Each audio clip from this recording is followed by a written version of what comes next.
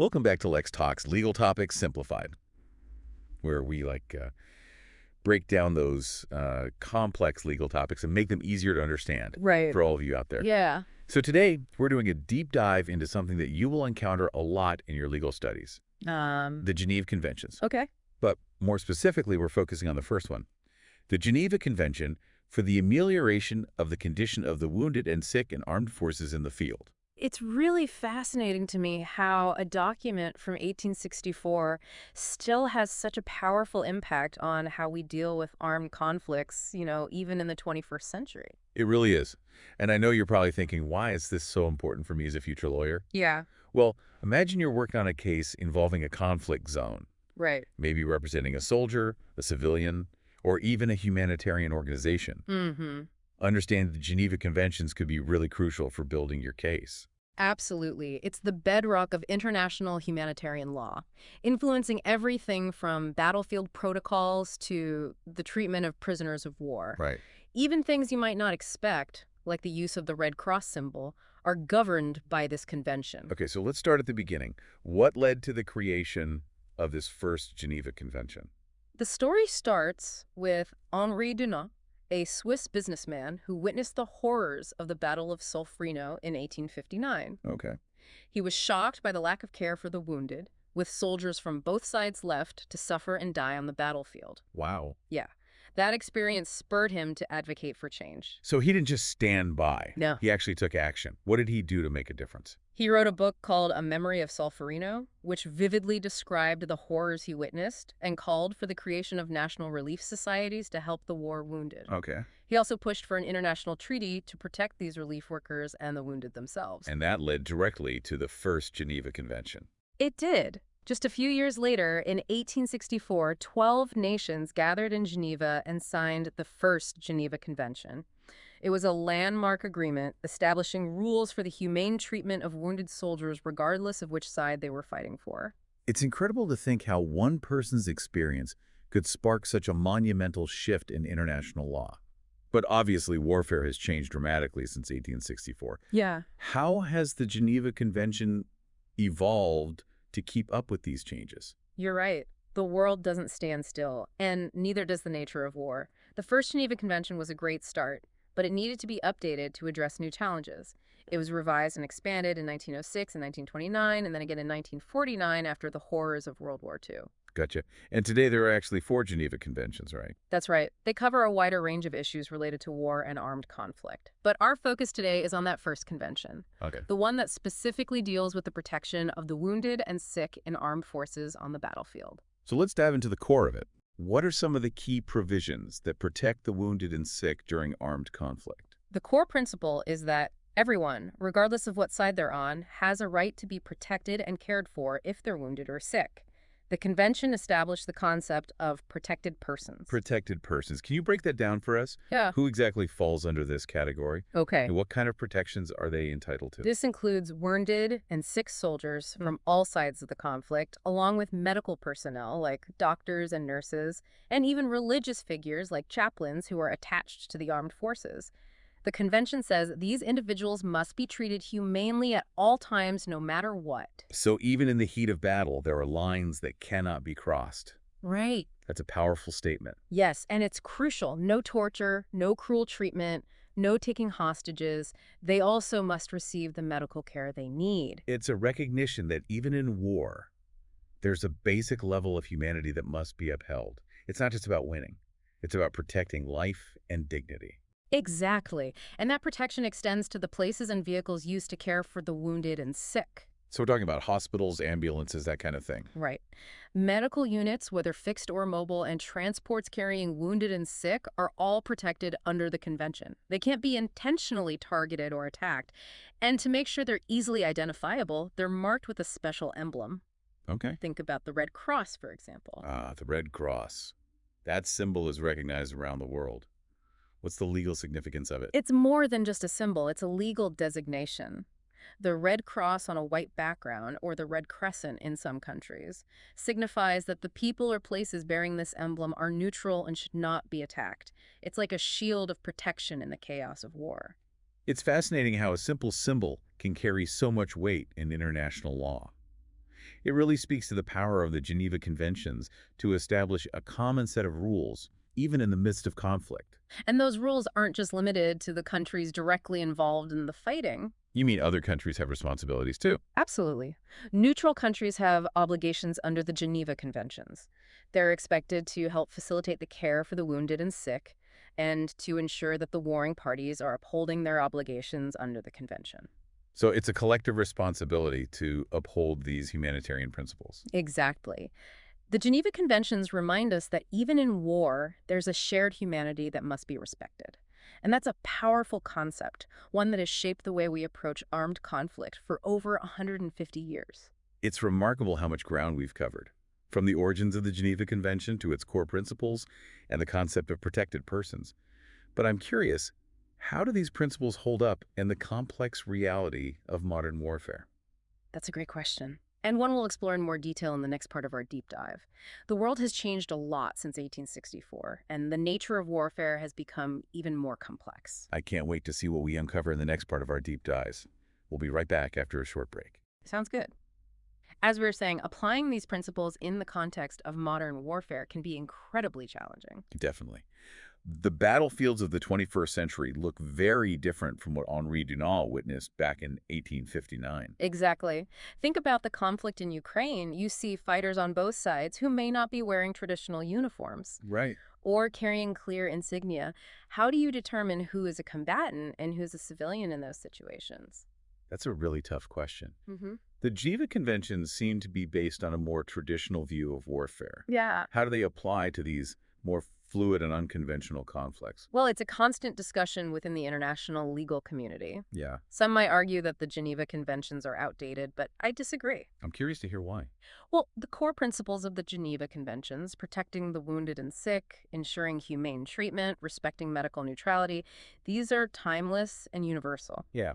But you're right, we need to think critically about how to interpret and apply them in the face of modern warfare. So it's not that the conventions themselves are irrelevant.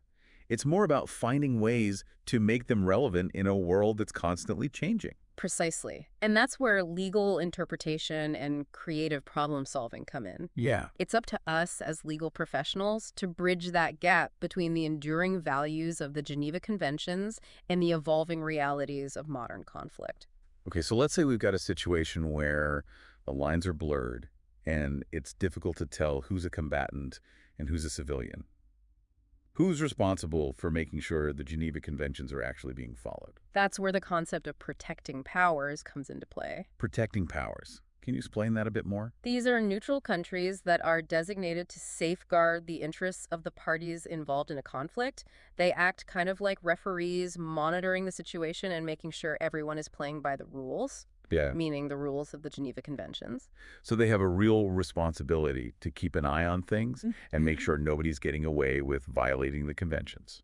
Exactly. They can visit prisoner of war camps, inspect medical facilities, and generally try to ensure that the provisions of the Geneva Conventions are being respected. But what if one side in a conflict just refuses to cooperate with the protecting power?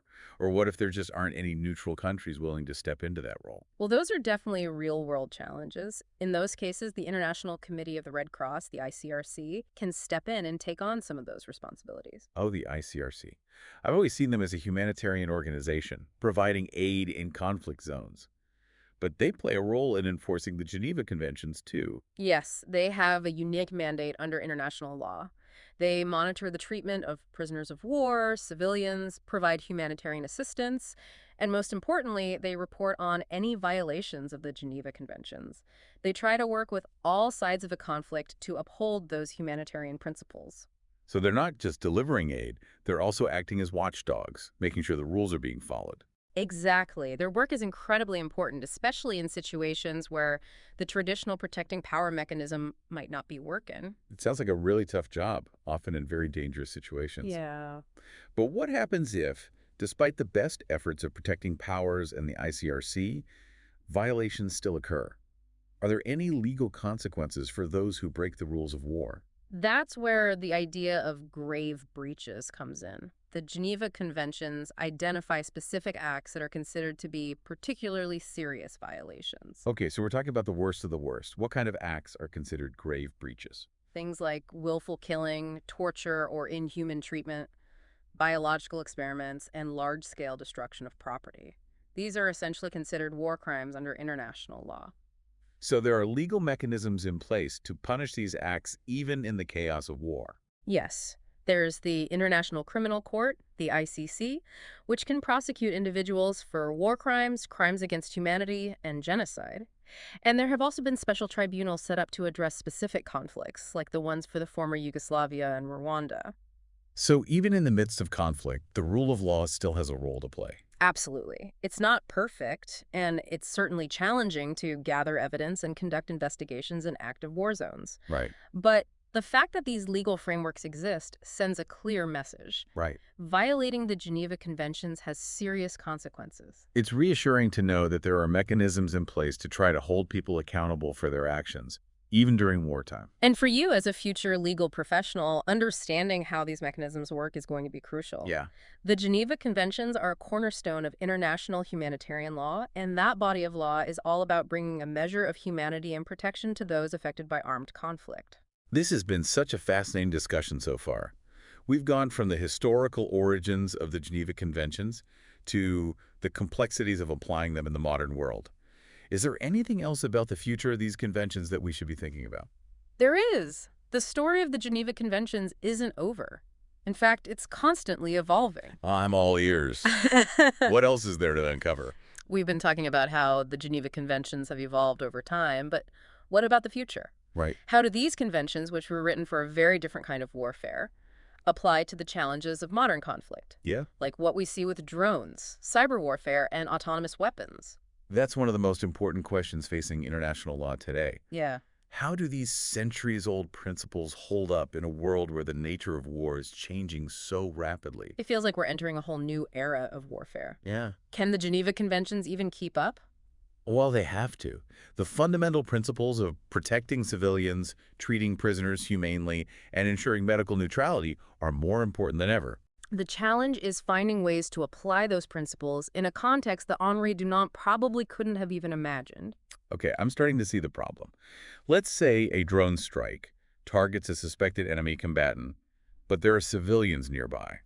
How do you even begin to apply the concept of protected persons in that kind of scenario? That's the kind of question that lawyers and policymakers are grappling with right now. Yeah. The traditional lines between combatants and civilians are blurring, and that makes it incredibly difficult to apply the Geneva Conventions in a straightforward way. So we need to find a way to bridge the gap between these enduring values and the rapidly changing realities of warfare. Exactly. It's Right. going to require a lot of discussion and collaboration between states, international organizations, legal experts, Yeah. and even the people developing these new technologies. We need to be thinking about how to integrate humanitarian considerations into the development and deployment of these new weapon systems. It sounds like a daunting task. It is, but it's also an incredibly important one. The future of warfare and the way we protect human dignity in the midst of conflict depends on finding solutions to these challenges. So what does this all mean for aspiring lawyers like myself? The Geneva Conventions are going to be at the forefront of many legal discussions in the years to come.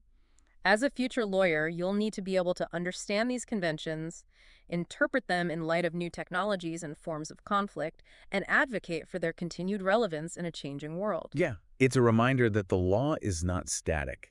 It's a living thing that constantly evolves. Right. And it's up to us, the next generation of legal professionals, to shape that evolution. What's fascinating to me is that even though we're talking about a document that's over 150 years old, it's still so relevant to the legal and ethical challenges we face today. It's a testament to the enduring power of these humanitarian principles. I agree. The Geneva Conventions aren't just dusty old treaties. They represent a vision of a more humane world, even in the midst of conflict. And it's up to all of us to keep that vision alive. As you continue your legal studies, think about how you can contribute to the ongoing dialogue about the future of the Geneva Conventions. How can you use your legal skills to help shape a world where human dignity is protected, even in the face of war? That's something worth pondering. Well, thank you for joining us for this deep dive into the Geneva Convention. We hope you found it insightful. Subscribe to LexTalks for more legal discussions, simplified.